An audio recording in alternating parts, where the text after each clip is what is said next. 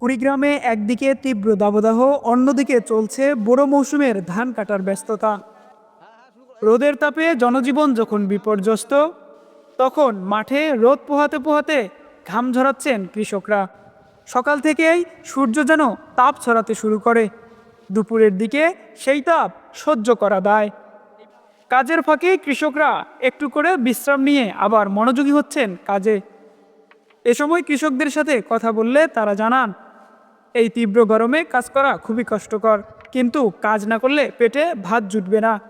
এই বাস্তবতা তাদেরকে প্রতিদিন মাঠে নামতে বাধ্য করছে।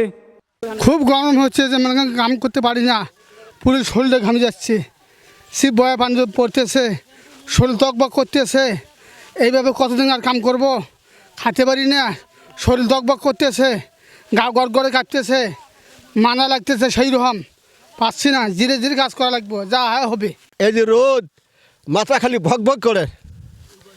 এই বয়সে, এই বুড়ে বয়সে ধান কাটা একটা সম্ভব? এখন পেটের দায় কাটি, গরম বেশি না কাটলেও চলে না।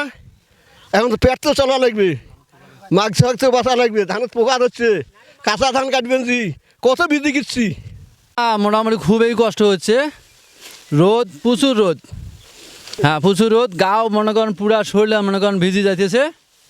এখন তারপরও ধান কাটা লাগে, এখন তো কর্ম করি খাওয়া লাগবে, তাই না?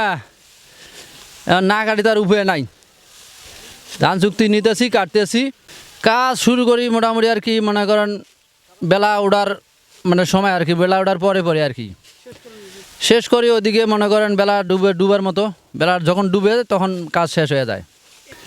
এখন স্যালাইন পানি, এখন যে কাম করতেছি স্যালাইন পানি খালি তো মনে করেন আবার বাড়ি চালাবো কেমনে। এখন কৃষকরা তো ধান কাঁচা ধানে কাটতেছে, কারণ ধানে কারেন্ট পোকা লাগছে, এখন ধান কাঁচা কাটতেছে। কুড়িগ্রামের বিভিন্ন উপজেলার মাঠে এখন ধান কাটা চলছে পুরো দমে। গরমের তীব্রতা উপেক্ষা করে দিনরাত পরিশ্রম করছেন কৃষকরা, যেন ফসল ঘরে তোলা যায় সঠিক সময়ে। আব্দুল্লাহ আল আমিন, নিউজ ডেস্ক, তৃণমূল।